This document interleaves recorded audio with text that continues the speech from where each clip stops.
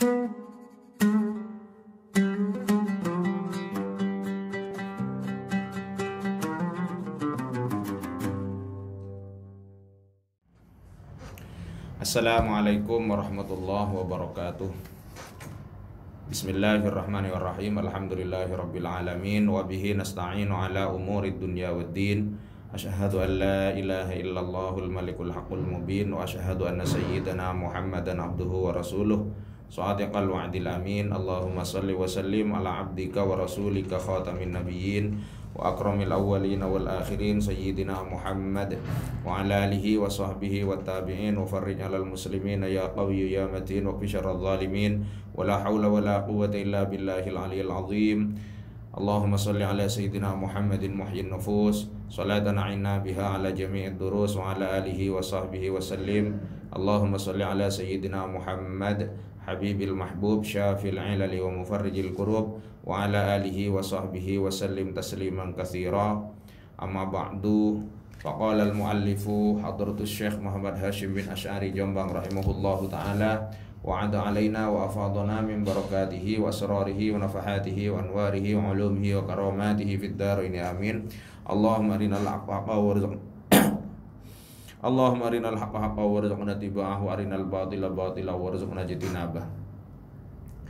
Bismillahirrahmanirrahim. Wa akhrajal Bukhari an Anasin wa Abi Hurairah radhiyallahu anhuma ila akhirih. Para pemirsa TVNU minal muslimin wal muslimat wan nahdhiyin wan nahdhiyat aina ma kuntum rahimakumullah, yang kami hormati dimanapun Anda berada.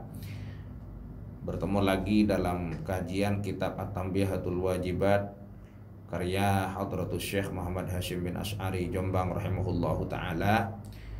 Dan kita melanjutkan pertemuan sebelumnya masih dalam At-Tanbihul Ashir, yaitu dalam tanbih yang ke-10 alias tanbih terakhir. Dan pada pertemuan sebelumnya kita review sedikit. Kita sudah berbicara, kita sudah sampaikan, Al-Fakir sudah sampaikan tentang beberapa potensi-potensi kerusakan.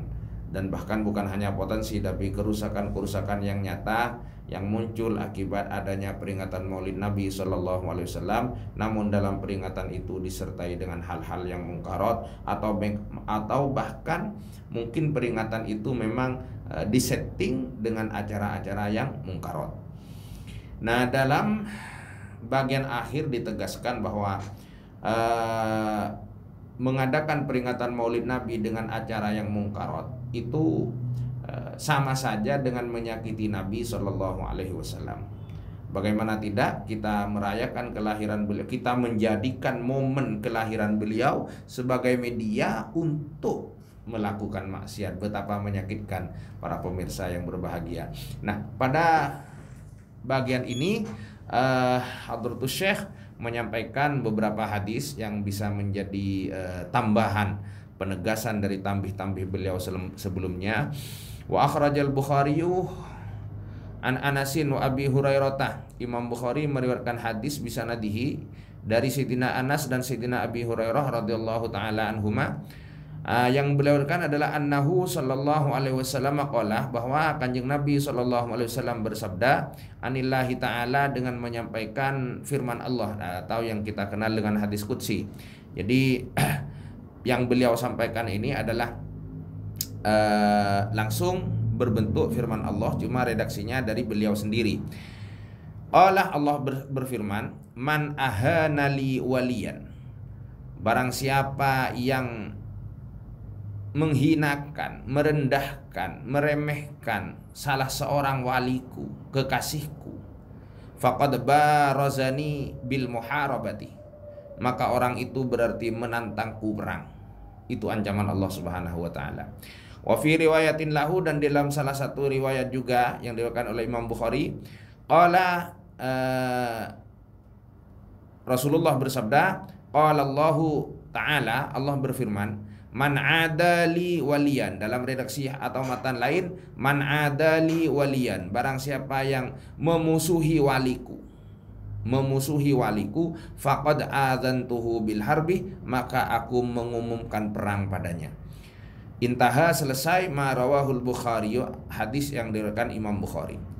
Nabi sallallahu alaihi wasallam, kata Hadratus Syekh, Nabi sallallahu alaihi wasallam, maka Nabi Muhammad sallallahu alaihi wasallam sayyidu kulli waliyin, adalah penghulu semua wali. Bal kullu nabiyyin, bahkan nabi adalah penghulu semua nabi, wa mursalin, dan utusan. Bal kullu nabiyyin wa mursalin dakhilun fi umumil wali, bahkan seluruh nabi dan rasul itu termasuk dalam keumuman lafadz wali, al-manhi an ihanatihi, yang dilarang kita menghinanya, wa mu'adatihi, dan memusuhinya. Jadi kalau kita begitu keras ancaman Allah sampai dianggap mengajak perang Allah, siapapun yang menyakiti wali, apalagi menyakiti Nabi Muhammad SAW sebagai sayyidul aulia, bahkan sayyidul anbiya wal mursalin. Itu yang disampaikan oleh Hadratus Syekh Muhammad Hasyim Asy'ari. Selanjutnya beliau meriwayatkan hadis lagi, menyampaikan hadis lagi, wa akhrajat Tabrani bi sanadin hasanahu Tirmidzi. Imam Tabrani meriwayatkan hadis yang sanadnya dihasankan oleh At-Tirmidzi, an Abi Umamah, dari Sayyidina Abi Umamah radhiyallahu taala anna Rasulullah, bahwa Rasulullah sallallahu alaihi wasallam qala, bersabda, salasatun la yastakhifu bihim illa munafiqun. Ada 3 kelompok orang yang tidak diremehkan oleh siapapun kecuali oleh orang munafik. Artinya hanya orang munafik yang meremehkan 3 golongan orang ini. Siapa saja mereka? Dzu syaibatin fil Islam, seseorang yang berusia sepuh di dalam Islam. Wa dzul ilmi, dan orang yang punya ilmu, alim. Wa imamun muqsitun, dan imam yang adil. Ada 3 golongan ini sangat dilarang untuk dilecehkan, untuk diremehkan. Nah, dzu syaibatin fil Islam, dzul ilmi, dan imamun muqsit, semuanya adalah Rasulullah sallallahu alaihi wasallam. Rasulullah adalah jelas dzu syaibah fil Islam, beliau jelas imamun, jelas beliau itu dzul ilmi. Ana madinatul ilmi wa aliyun babuha, kata Rasulullah sallallahu alaihi wasallam, dan beliau jelas imamun muqsit. Meremehkan ketiga orang ini hanya dilakukan oleh orang munafik. Bagaimana jika meremehkan salah satu dari 3 golongan ini adalah seorang munafik? Bagaimana jika kita meremehkan seorang Rasulullah yang di dalamnya terkumpul ketiga sifat dari ketiga golongan tersebut? Wa fi fatawal badi'i, dan di dalam kitab fatwanya Imam Al-Badi'i min ulama il-Hanafiyati, yang merupakan sebagian dari ulama Hanafiyah, terdapat keterangan manis takhaffa bil alimi taluqatim ra'atuhu, atau tulliqatim ra'atuhu. Barang siapa yang meremehkan seorang alim, maka istrinya otomatis tertelak. Penjelasan ini faka'annahu ja'alahu riddatan, maka seolah-olah ada Al-Badi'i menjadikan perbuatan meremehkan atau menghinakan seorang alim itu sama dengan murtad, sehingga otomatis istrinya tertelak. Seperti itu, sama dengan orang yang murtad. Wa fi syarhi syifa'i, dan di dalam syarhus syifa, syarahnya kitab Asy-Syifa li Mulla Ali Al-Qari, karya Imam Mulla Ali Al-Qari. Asy-Syifa sendiri kita tahu itu karya sering disebut di depan karya Al-Qadiyat. Kemudian di dalam syarahnya karya Mulla Ali Al-Qari itu disebutkan, lau qala li sya'arin Nabi sallallahu alaihi wasallam syu'airun faqad kafara. Barang siapa yang meremehkan 1 lembar saja rambut Rasulullah sallallahu alaihi wasallam. Sya'arun disirat tasghir menjadi syu'airun, rambut kecil. Jadi wazan fa'ilun itu dalam bahasa Arab biasanya digunakan untuk mengecilkan, mengerdilkan, katakanlah. Jadi syu'airun, 1 helai rambut Rasulullah, sya'ar disebut syu'air, alias meremehkan 1 lembar rambut Rasulullah saja, itu faqad kafara, maka orang itu jelas kafir. Wa an Abi Hafsin Al-Kabir, dan diriwayatkan dari Abi Hafs Al-Kabir keterangan man aban Nabi sallallahu alaihi wasallam, barang siapa yang mencacatkan Nabi sallallahu alaihi wasallam bisya'arin, dengan 1 helai rambut beliau saja, min sya'aratihi, dari rambut beliau al-karimati yang mulia, faqad kafara, maka orang itu jelas kafir. Kemudian Hadratus Syekh menjelaskan, fata'ammal, maka pikirkanlah, hadzal wa'id alladzi dzakarahu Rasulullah, ancaman yang disebutkan oleh Rasulullah sallallahu alaihi wasallam ini fi hadzainil haditsaini, dalam dua hadis as-sahihaini yang telah disebutkan di depan. Alladzi la ashadda minhu, yang tidak ada ancaman lebih keras daripada itu. Kenapa? Muharabatullahi lil 'abdi lam tuzkar illa fi aklir riba wa mu'adatil awliya. Karena memerangi Allah, atau karena Allah memerangi seorang hamba, muharabatullahi lil 'abdi, karena ketika Allah sudah memerangi seorang hamba, lam tuzkar, itu tidak akan pernah disebut Allah memerangi seorang hamba illa fi aklir riba, kecuali di dalam kasus makan riba, wa mu'adatil awliyai, dan memusuhi para nabi. Wa man adahu Allahu, barang siapa yang memusuhi Allah, barang siapa yang dimusuhi oleh Allah Subhanahu wa taala, la yuflihu abadan, orang itu tidak akan pernah beruntung selamanya. Bal la budda wal iyadzu billahi ayyamuta 'alal kufr, sangat besar kemungkinan, naudzubillahi min dzalik, dia akan meninggal dalam keadaan kafir. Wa hal muharabatullahi lahu illa kinayatun an ibadihi an mawatini rahmatihi, dan tidak ada, ketika Allah sudah mengancam perang kepada hambanya, kepada seseorang, maka itu tidak lain tidak bukan adalah metafora atau kata kiasan dari kehendak Allah menjauhkan hamba tersebut dari tempat-tempat belas kasih Allah, wa ihlalihi fi darakati syahwatihi, dan menempatkan orang itu di level terendah dalam kebinasaannya atau kecelakaannya. Afanallahu min dzalika, semoga Allah mengampuni kita, melindungi kita dari itu semua, bimannihi, dengan anugerah Allah Subhanahu wa taala, wa karamihi, dan kedermawanan Allah Subhanahu wa taala. Wa yustafadu, dan diambil kesimpulan, diambil pengertian minal ayatil madhkurati, dari ayat yang telah disebut di atas, wal ahaditsil mutaqaddimati, dan hadis-hadis yang telah terdahulu, ma'amula hadati ma qarrartuhu, beserta meneliti pada hal-hal yang telah kutetapkan, fi akhiril mafasidi, di dalam akhir mafsada. Diambil pengertian apa? Anna fi amalil maulidi, bahwa di dalam peringatan maulid, ma'afilil munkarat, disertai melakukan munkarat, su'a adabin, adalah bentuk su'ul adab, buruknya tata krama, wa nau'un istihanatin, dan bentuk dari meremehkan, wa idzain, dan menyakiti bi Rasulillah, wa idzain, dan menyakiti bi Rasulillah, ya. Saya ulang.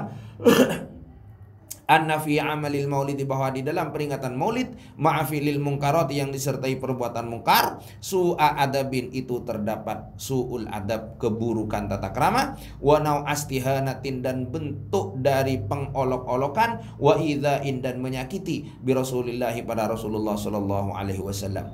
Yang kedua, wa annal ladzina ya'malunahu, bahwa orang-orang yang melakukan maulid dengan mungkarat itu tadi, waqa'u fi dzambin azimin, telah terjerumus dalam dosa yang agung, qaribin minal kufri, yang sangat dekat dengan kekafiran, wa yukhsha alaihim su'ul khatimati, dan dikhawatirkan dia akan su'ul khatimah, na'udzubillahi min dzalik, wala yunjihim minhu, dan dia tidak akan pernah bisa diselamatkan dari itu semua, illa taubatu au afwullahu ta'ala, kecuali taubat atau ampunan dari Allah Ta'ala.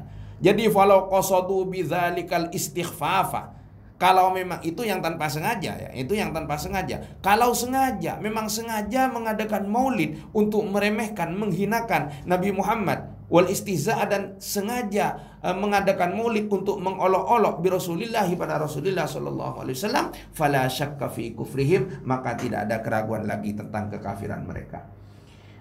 Dasar ayatnya, falyahdharil ladzina yukhalifuna an amrihi, takutlah orang-orang yang menyalahi perintah Allah, antusibahum fitnatun, dia akan tertimpa oleh bencana, au yusibahum adzabun alim, atau dia akan tertimpa siksa yang menyakitkan, yang pedih. Titik sampai di situ.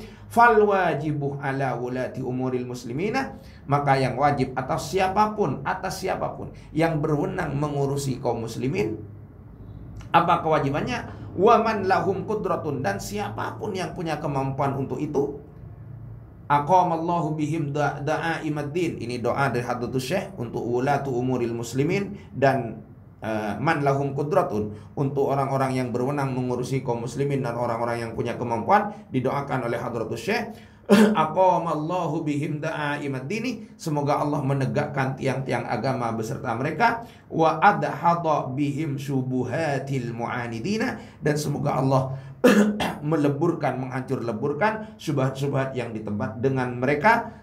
Semoga Allah dengan mereka menghancur leburkan syubhat-syubhat para kaum penentang. Apa yang wajib atas orang-orang yang punya wewenang dalam hal ini dan orang-orang yang mampu melakukannya? Apa yang wajib? Ingkaruhum, wajib mengingkari perbuatan mereka, yaitu mengadakan maulid dengan munkarat.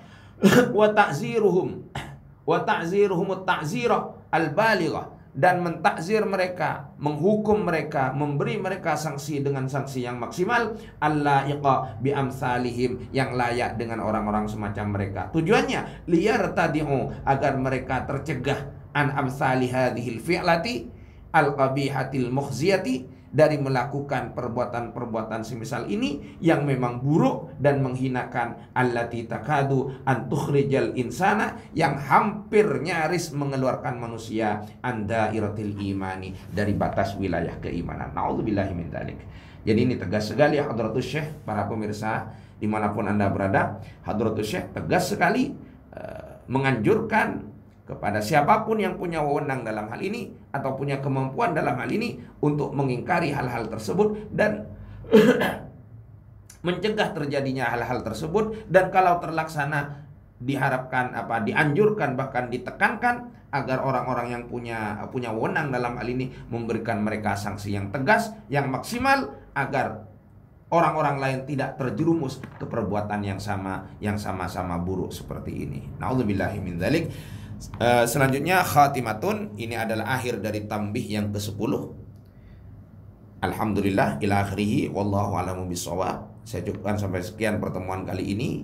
Sekali lagi mohon koreksinya, mohon tasihnya, dan mohon maaf ya, dari tadi ada ucapan-ucapan yang keselio dan sebagainya. Mohon maaf karena memang kami saat ini rekaman di studio Nusa FM ya, rekaman di studio Nusa FM, dan diburu waktu sehingga agak terburu-buru, tetapi semoga ini tetap memberikan manfaat bagi kita semua.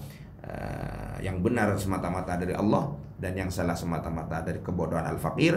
Kita bertemu lagi insyaallah di pertemuan yang akan datang. Akhiran, wallahul muwaffiq ila aqwamit thoriq. Wassalamualaikum warahmatullahi wabarakatuh.